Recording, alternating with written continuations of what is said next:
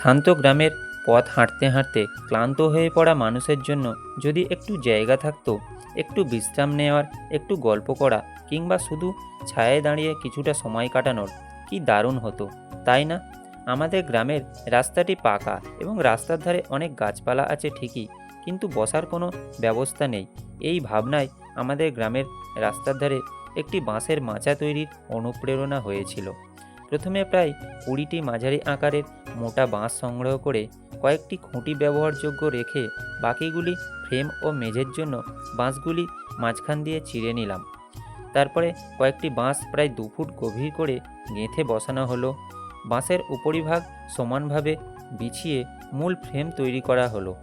তারপরে উপর থেকে আড়াআড়িভাবে কয়েকটি বাঁশ পুঁতে একটি সমতল মাচার মেঝে বানানো হলো।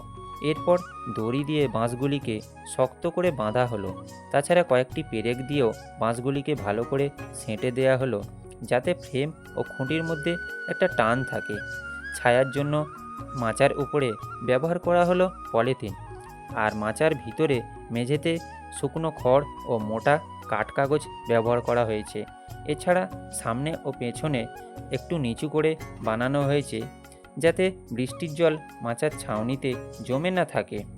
আমরা যারা গ্রামে বাস করি তাদের দায়িত্ব শুধু নিজের কথা ভাবা নয়, এমন কিছু ছোট ছোট কাজ করা যাতে গ্রামের আর সকল মানুষের মুখে হাসি ফোটানো যায়।